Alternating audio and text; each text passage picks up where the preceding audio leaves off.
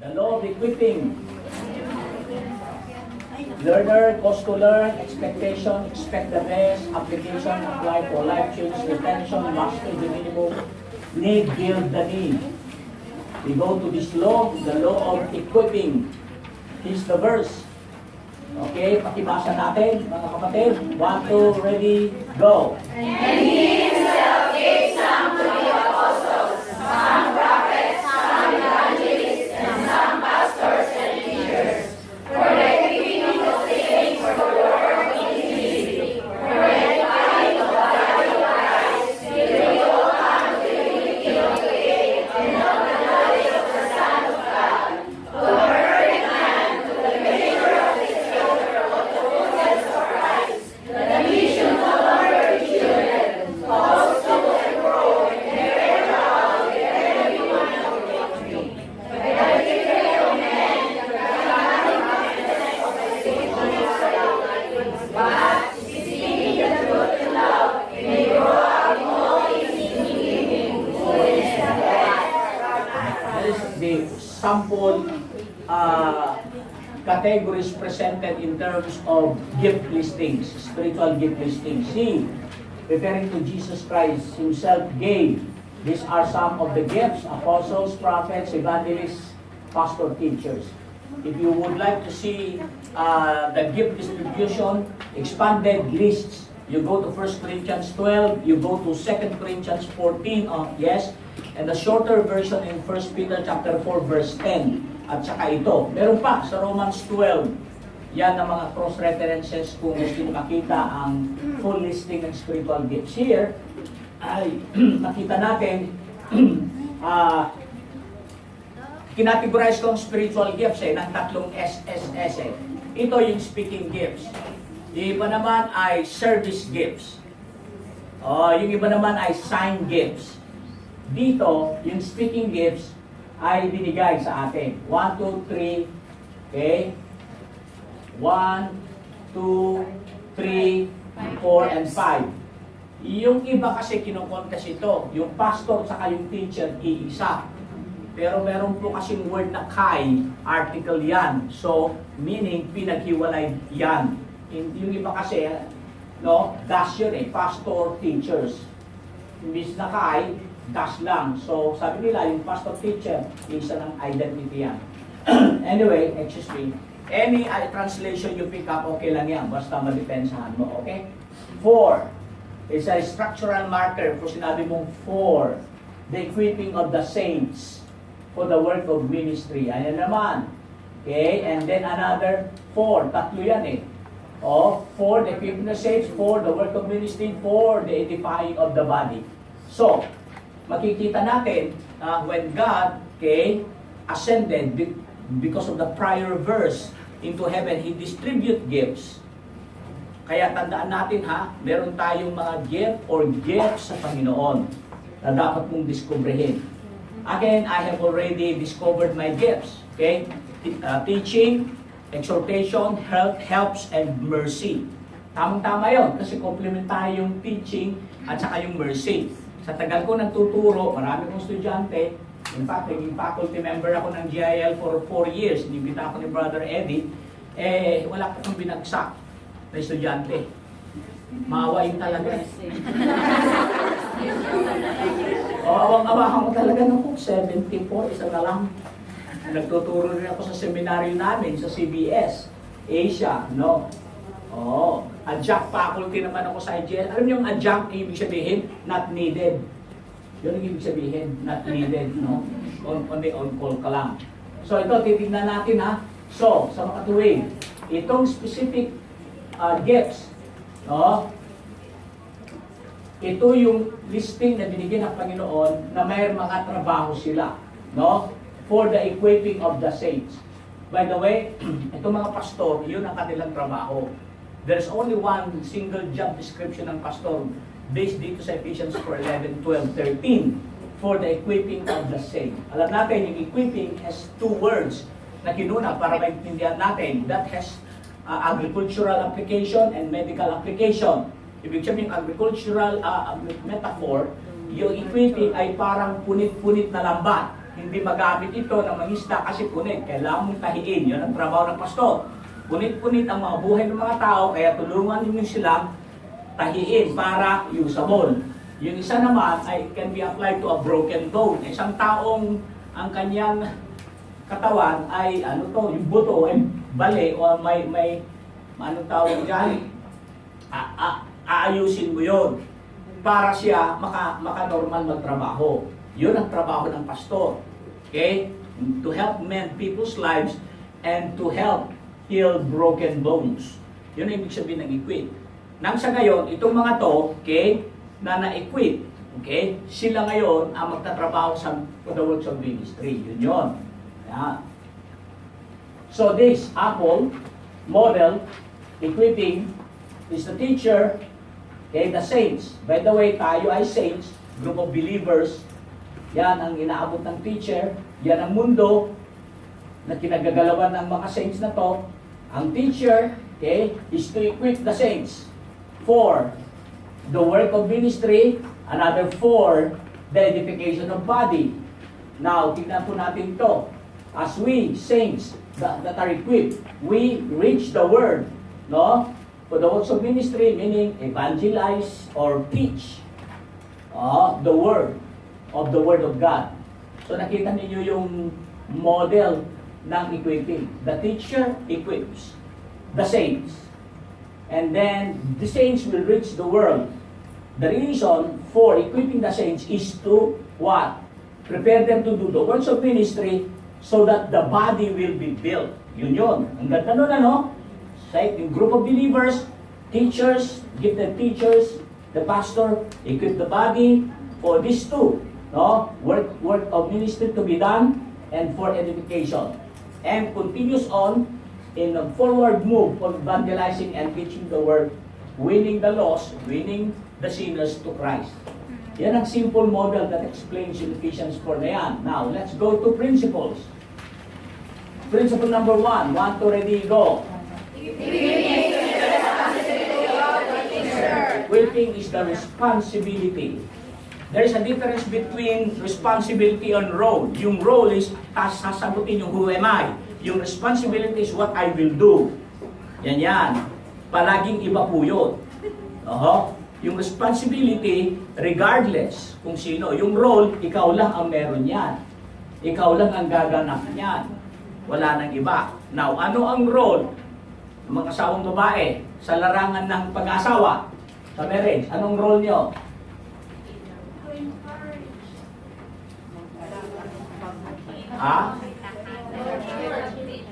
Yung role nyo?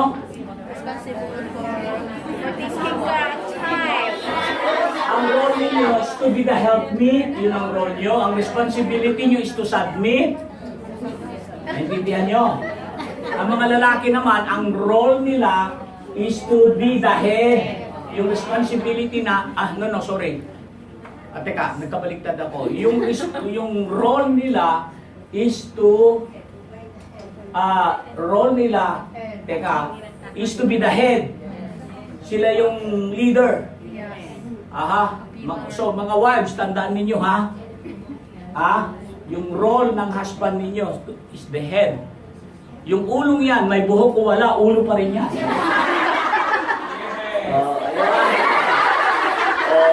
So responsibility ninyo is to submit. Anong responsibility? Ni lalaki is to love. So therefore, it is easy to love a submissive wife. On the other hand, it is easy to submit to a loving husband. Yan. So susunod na taon, sa 2025, babalik ako. Magtuturo ako ng biblical portrait of marriage. Para maintindihan natin yun. Okay? 2025. Okay. Key concept.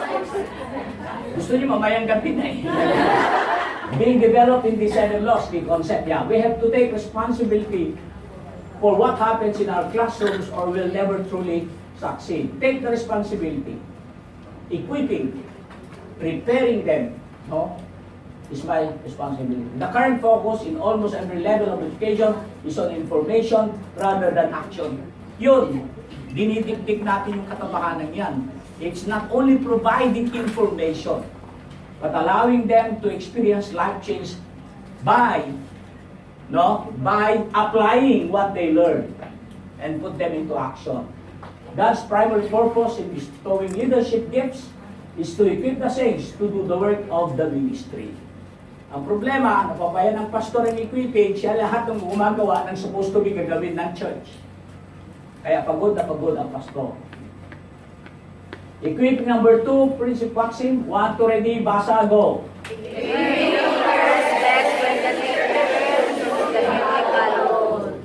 Your biblical role. Okay? By the way, you are not the transformer. You cannot change the lives of people. Ha? Oo. That is the work, a divine work of God through the Holy Spirit. Sa atin, we are responsible in the sense that we are used by God. We are coach. Aha. You know, coach. Ang coach, hindi naglalaro. Siya nga pala. Coach siya nga pala. Pastor Wende, mahilig ka sa basketball? Sino nanalo? Warriors or Raptors? Ah? 2-1? 2-1 na ba? Itindig nyo naman ang mga kwan dito. Ha? Ako kasi, Warriors talaga eh. Pasensya na kayo, Warriors ako talaga eh. Alam ko karamihan dito, Canada kayo eh. Kaya,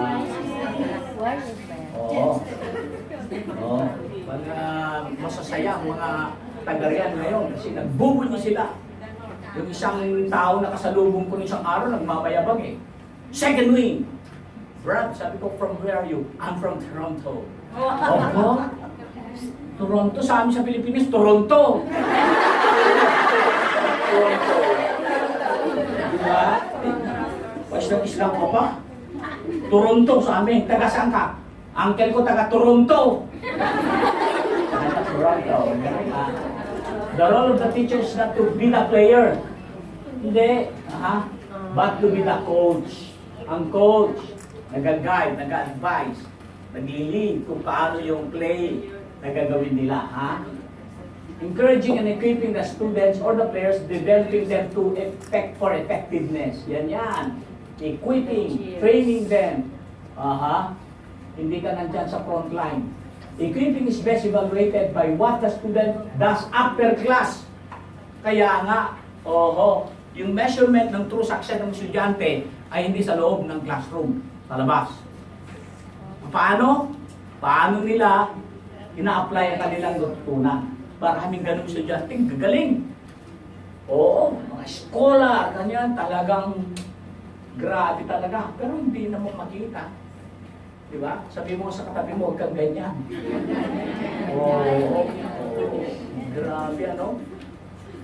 The true test of effectiveness of the teacher is not what happens in class, but what happens after class. Yan. Okay, not during the practice, but during the game. Diba? Uy, ang galing mo mag-dribble, diba? Uy, exhibition ka pa, uy, pinapaikot pa yung bola, o isang minuto. Sige nga, mag-shoot ka nga. Hindi marunong mag-shoot. No. Hindi marunong maglaro ng game, no? Number 3, equipping should impact both character and conduct. I-explain na natin yan. Character. It has something to do with integrity. Alam niyo, maraming mga Kristiyano nasisira sa integrity. Don't you know that many pastors are gifted but not godly? Nakakalungkot yun. Many Christians today are gifted. Ako, gifted ako. Damit ko, gift. Sapatos ko, taga Marikina ako, gift yan. Gifted ako. But many pastors are, no? Not godly, Don't restrict simply to activities. Conduct, it should involve the student's character. Yun kaya nga mga kapatid, importante na yung character ng isang estudyante ma-bullseye natin.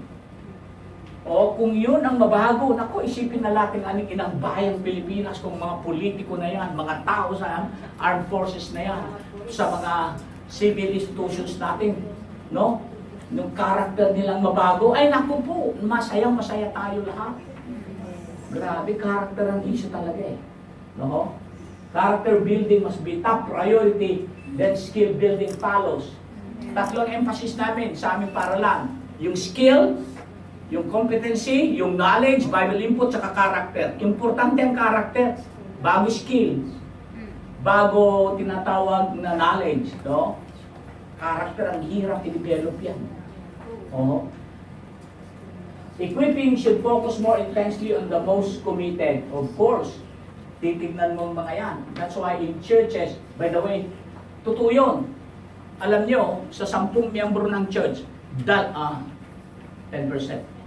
10, isa lang talaga pala. O sa 100 miyembro, 10 lang ang committed talaga. Yung 40%, taga-masid lang, wait and see attitude. So, yung another 40%, hindi mo makakuha-kuha yan. Kahit anong gawin mo, ang panakot lang sa kanila, second coming na, mamamatay ka na. Oo, ayan. So, yun, i-concentrate mo sa mga committed. No? Equipping should focus more intensely on the most committed. Sabi dito, 2 Timothy 2:2. And the things that you have heard from me, Paul, not that you, Timothy, from me, Paul, commit to these 2 faithful men, pangatlong generation, who will be able to teach others also. 4 na henerasyon yan. Paul, Timothy, ituro. Okay? Pagkatapos si Timothy, faithful men. Pagkatapos, these faithful men who will be able also to teach others. Oho. Making disciples is the priority. And how to make disciples? It begins with evangelizing, baptizing, and teaching. That's the command. Make disciples. It's not go. Ang command dyan, hindi go. Akala mo lang, ang command dyan ay go kasi sinigaw mo, go! Hindi po. Or baptizing, or mga kanyan, mga infinitives yan, mga participles po yan. The main verb and the command here is make disciples. To observe all things that I have commanded you. Okay? And the promise, yan, and lo, I am with you always, even to the end of the age. With this, that's the same idea of, sharing the commitment to people, others than yourself. Equipping requires knowledge, skill, and long-term commitment. Equipping. Ito ang problema talaga, yung commitment. Nagwa-waiver yung ibang commitment, ibang Kristiyano ngayon eh. At minsan, yung kanilang commitment, nakadepende sa circumstansya minsan. Continuous study, enhancement, and development, and determination, and patience. Sikila. This Malaysian bamboo, ang Chinese name niyan ay muzu. Muso, pagkakita ko, yan. Itong magsasakang to, tinanim niya ang buti dyan, yung bamboo, no? He fertilized it, watered it, di ba? Cultivated it. For 1 year, walang nangyari. Then second year, ganyan pa rin. Walang nangyari. After the second year, cultivated it, fertilized it, watered it, wala pa rin. On the third year, ganun pa rin. 3 taon na yan. Ganyan pa rin. Kung yung tubig, ay talaga, on the 4th, ganyan pa rin. No? Pero on the 5th year, ay iba ng klase. After fertilizing, watering, cultivating it, makikita mo yung growth. No? Na every week, 1 foot ang taas ng growth nito hanggang sa ganyan. Oo. Sipin mo. Ang growth yan, 1 foot every week. Mabilis. Kasi dito pala sa ilalim, nagpapalalim ang ugat. Yan. Pag malalim na yun, dire-diretso na yan. Oo. Kaya tayo, when it comes to commitment, mga kapatid, talagang maging kwan ka, matiisin ka. Hindi, ang tatagal naman ng mga taong to. Grabe naman to. Sana second coming na Lord. Si Kristo, 3 years, may naghudas pa. Tapos, sa huling gabi, grabe ang pinag-usapan. Who is the greatest? Kung ako si Kristo, pupuntugin ko, 3 taon kayong 3 taon ko kayo kasama tinuruan. Yabang pa rin kayo. Chinilasin ko kayo dyan eh. Mamamatay lang ako bukas eh. 3 taon. Pero si Kristo, after that, nakita ninyo, Yung 11, grabe. You read the story itong mga apostol na to. Si Tomas, santo ng mga Indians, pumunta siya ron. Grabe. Oo. Oo. Si San Juan, pumunta sa San Juan. Sige mo, kaya patron nila doon. Oo. Hindi, si San Juan Bautista, kaya nagkuha ng tubig yan pag, basa-basa. Kaya nag-aawa ng tao, ha? Equipping has its ultimate goal, independent. Ano niya, ang galing nun. Kung ikaw, if you're in the equipping work and business of the Lord, nakita mo yung taong to, ay, grabe. You know, sabi ni Maxwell, the gauge or the measurement of good leaders is that they produce other leaders like them. A good leader does not produce followers. Marami kang follower, libo-libo, no? Pero hindi ka nakapag-produce ng leader na committed, ay todas ka. Wala kang kwenta. Followers lang produce mo hindi leaders na katulad mo. Ha? Yan. Passing the baton of life. Ang galing. Passing the baton of life.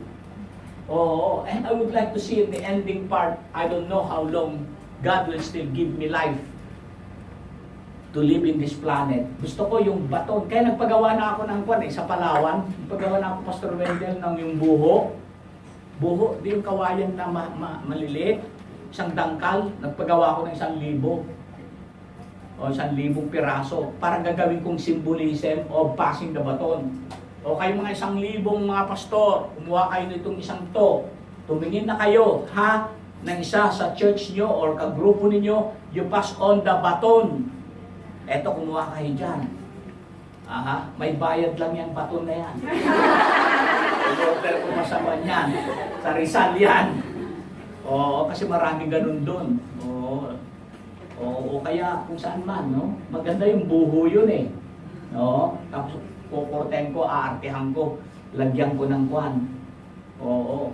Nung nakarang October, pinasa ni Kuya Philip Flores sa akin ang next baton ng trainers ng topic, ano? Ang ganda ng ginawa yung baton. Straw ng sago. May sago ba ito? Yung straw, malaki yung straw nila, no? Isipin nyo yung straw na di kulay green ganyan, yung malaki yung butas na piling sago papasok. Ganun ang pinasa sa akin. Tinalian niya ng kwan lang ribbon to. Nung pinasa, with a group of pastors, 100 pastors, kinuha niya sa niya, akala ko kung ano yun straw ng sago, yung sago na. Ang ganda yun nandun. Hindi naman importante kung ano yun Importante yung essence of accepting the responsibility para i-carry on mo yung task na binigay sa'yo. Sana sa inyo merong ganon na tatanggap. Hindi yung kinuha yung baton, nagpasalamat, ipinasa sa katabi. Ano ba yan? Tanggapin mo yan. Tanggapin mo yan. Oo, kasi nakita sa'yo na ikaw ay ito nga. You are well equipped. Your leaders know that. Alam yan. Helping the student perform the skill adequately is only part of the process. The real goal is to help them become eager and able to equip others on their own. Yan. Tingnan mo yan. Tupa yan. Tupa. Tingnan mo, magta-transform yan, no? Ayan. Yan. Yan. Naging na. Yan. Naging paston na yung tupa. Di ba? Yung tupa na naalagaan, someday magiging pastor na magpapastor ng tupa na nanggalingan niya. Wow, man. Okay yan. Galing, ano? Equip for service. That's the 3-word meaning ng law of equity. Okay? Equip for service. The teacher should train students for a life of service. Masaya tayo lahat. Kung ikaw na pinagpasahan, your leaders entrusted you with faith. Nagtiwala sila sa iyo. Abay kapatid, huwag mong sirain yan sa kanilang pagtitiwala kasi alam nila na they have invested on you. Sa akin, marami nag-invest sa akin Imagine, 13 years. 13 years nag-aaral sa formal schooling. Ang dami nag-invest in yung paglingkod. I will not destroy that kind of trust that they want to share with me because they invested on me. Grabe, no? Pati nga, kabaong ko may nag-donate na eh. Kabaong, ha? Pastor, kabaong mo, ready na rito, no? Saka na lang muna yan. Natatakot naman ako sa kabaong yan. Oo. Bihira, no? Oo. Grabe. May nag-sponsor sa akin. Lahat na, they are so concerned with me. Lahat. Pati kamatayan ko. Pagbihira. Pati yung St. Peter. Naku! Pag dumadating si Julie, yung manager ng amin, yung nangyayari ng St. Peter, no, dumutukot ako. Ito yung pang-kuan ko, ataon. Sabi ko, sabihin, Pastor, di ba ataon yan? No. Pang-ataon daw. It's good, ano? Some people want you to grow, want you to excel, want you to be used by God. Huwag mong sirain yun. Amen ba? Amen. Galing nun, ano? Hindi ko alam kung anong susunod na eksena ng Panginoon sa buhay niyo. You receive a lot, perhaps, training dito. No? Huwag mo nang alalahanin kung yan ang formal, kung meron kang degree, okay lang yan. Basta may training ka, pwede magamit. Iba kasi they are after training. Ang lalaki ng mga pangalan nila eh. Nakatikit sa pangalan nila. No? PTH, di ba? MD, di ba? PhD, PhD. No? LBM, RIP.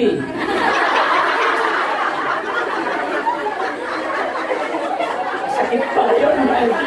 RIP, namatay na. Pambihira. Dali mo siya, okay lang yun. No? No? Ang titindi, ano? PhD. Alam niyo ba ang PhD? Total head damage yun. Ay, mas matindi ang PhD. Permanent head damage yun. Grabe yan, ano? Oh, it's good to have, no? Pero huwag yung motivation ninyong ganyan. No, there are people who invested in you. Pati yung taong bumili ng Bible mo, nag-invest yun. Tapos hindi mo binabasa, ano ba yan?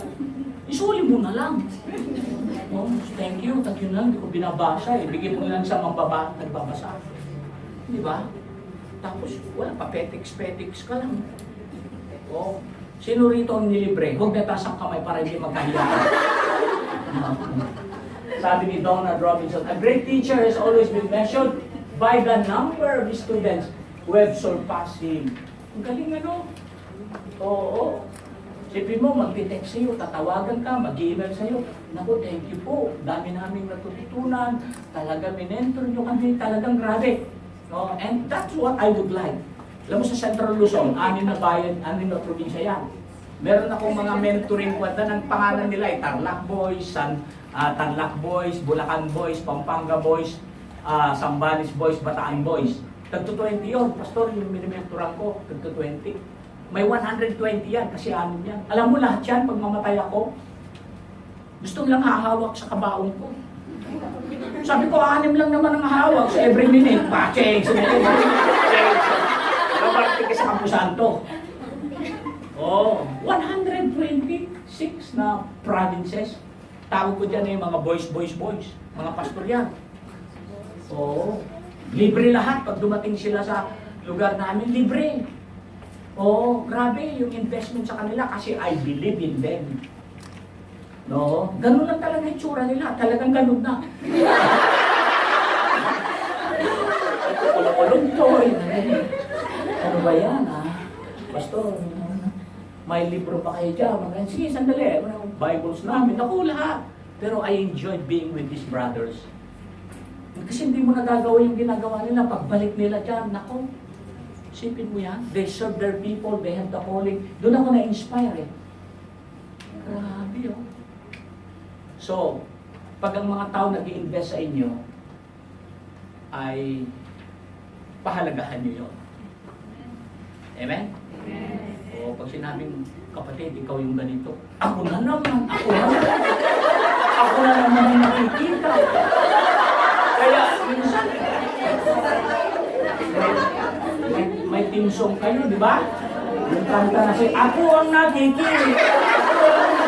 Patulan, di ba? Ganon yung kanta. Ako ang nasisisi, ako. Kinakanta mo pa. Mahiya-hiya ka naman. These people wanted you to excel. Kaya ganyan. Diba? Now, ito yung method. time plus hope plus guilt equals service. Ano ang ibig sabihin niyan? Huwag ganyan. Kasi iba yung guilt factor eh. No? Minsan nini-invoke nila yung guilt eh. Huwag naman ganyan.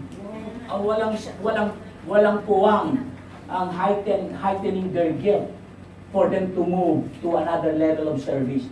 I-resign natin yan. I-resign. No? Naubos ang baterya nito. Yeah.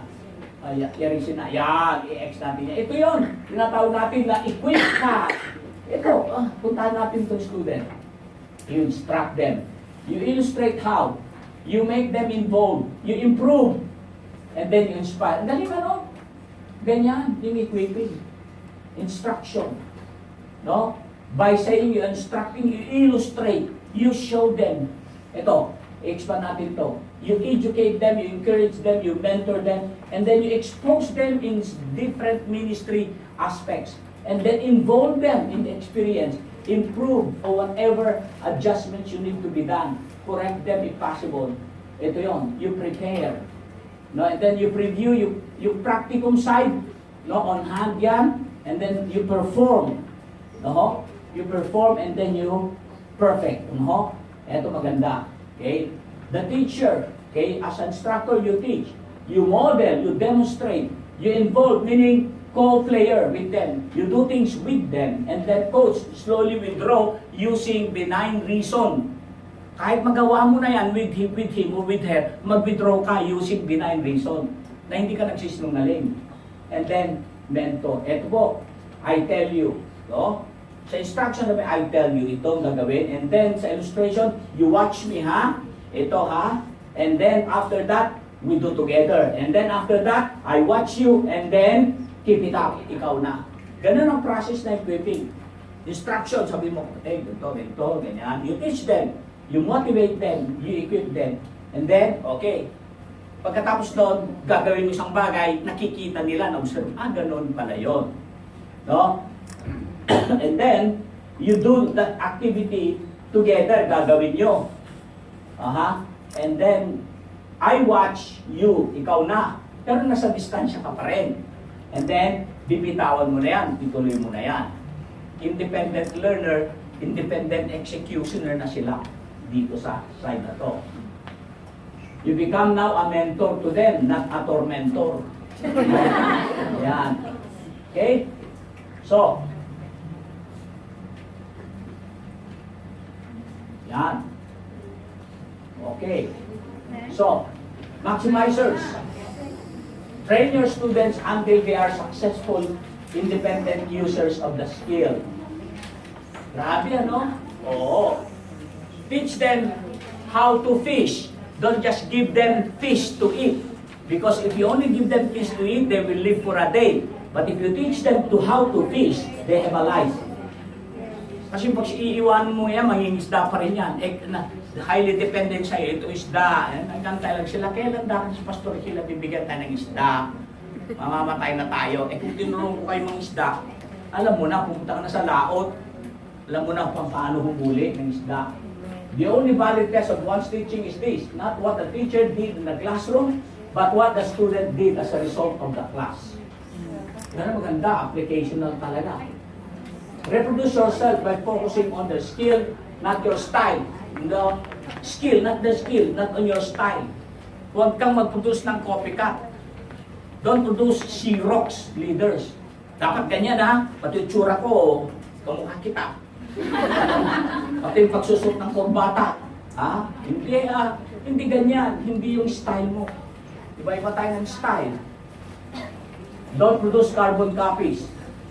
Help your students master the basic skills, then allow them to add their own taste, talents, gifts, and perspective. Yun ang magigaling na coach. Letter A. Alter equipping according to your students' characteristics and circumstances. Meaning to say, yung iyong babaguhin ang inyong equipping initiatives according to your students' characteristics and circumstances. You can easily do that by just observing them up close. Students have varying degrees of talents and spiritual gift, which overwhelmingly influence the potential for their performance. In other words, tingnan mo, yung skill development can also be tied with their gifts.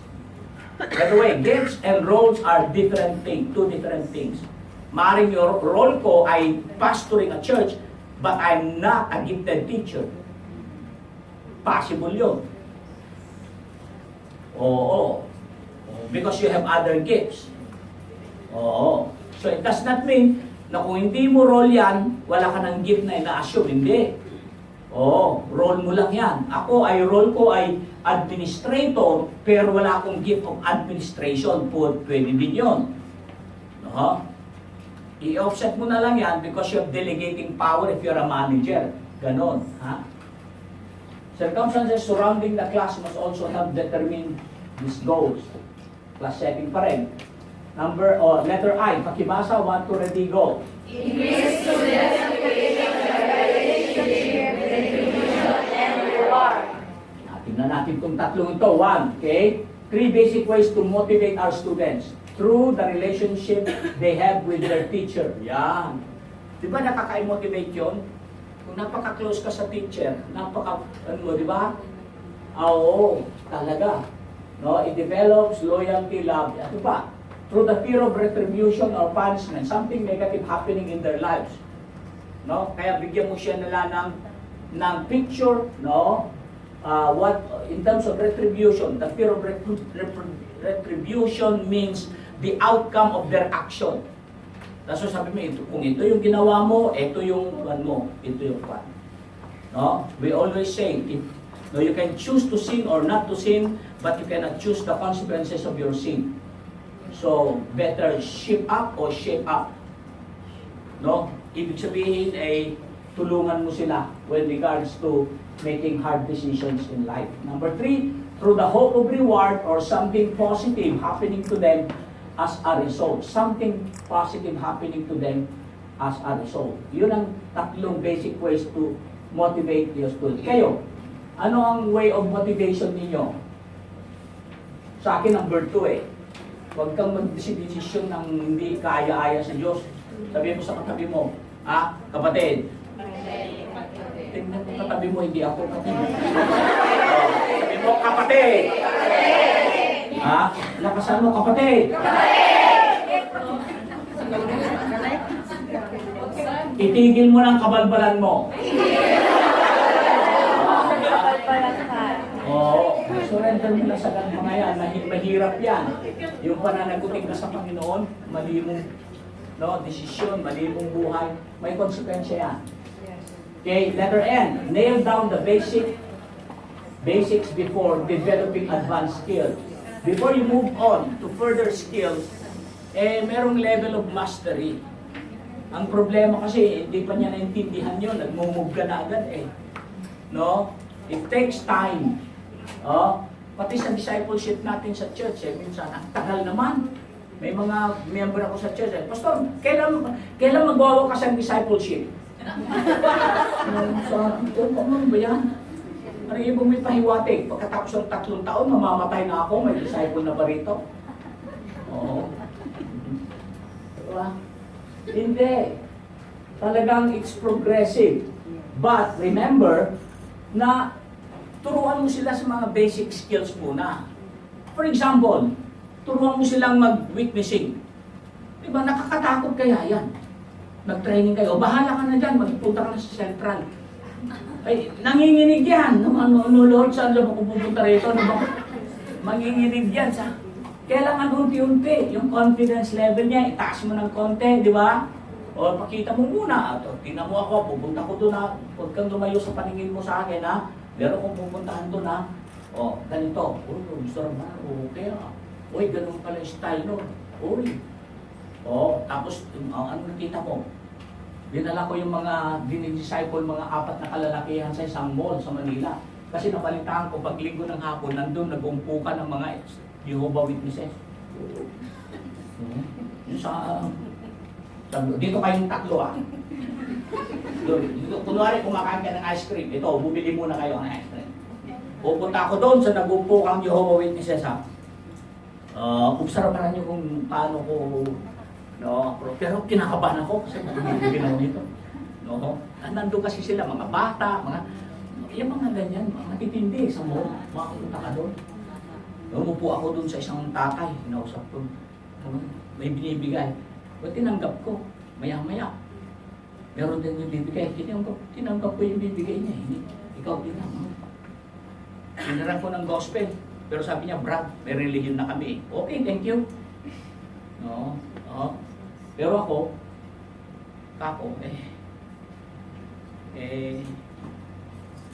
pupunta ako sa langit, kako. Oo, sigurado ba kayo? Sabi, oo. Kung hindi kita makita doon, hindi tanongin mo sarili mo.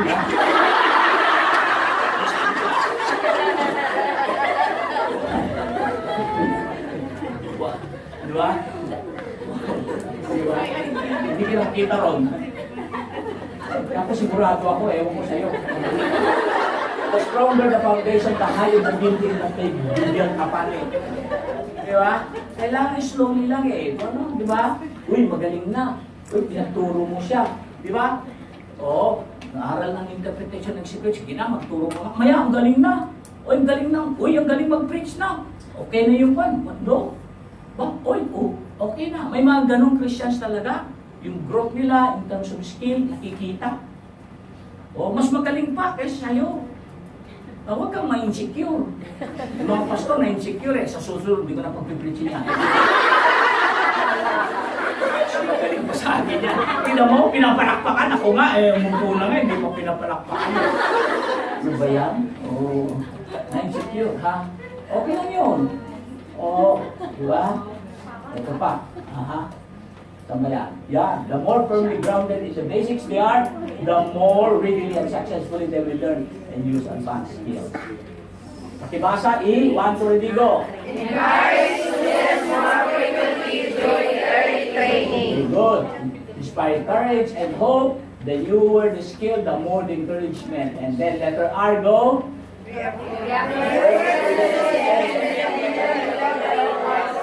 Yes. Don't compare. Affirm at their own levels of achievement. Iba yung kagalingan ng bawat isa. Okay? Yan po ang trainer. Okay, let's go to the memory system natin. Okay, step number 1, instruct them, illustrate with them, involve them. Ibig sabihin, instruct, illustrate, show them, demonstrate with them, and then involve them, go together, work together, minister together, improve. You can provide feedback and suggestion, and then you have to ask them to do it independently, and then they can be on their own. Inspire them to move forward.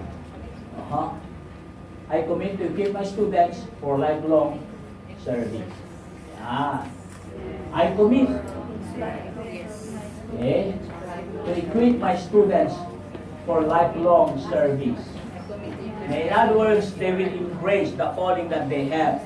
They will use the skill that they have gone through for life. Ang galing yan, ano? So, walang pinaka-peaceful na imagination ng isang leader na may maiiwan siya na susunod sa kanyang yapak.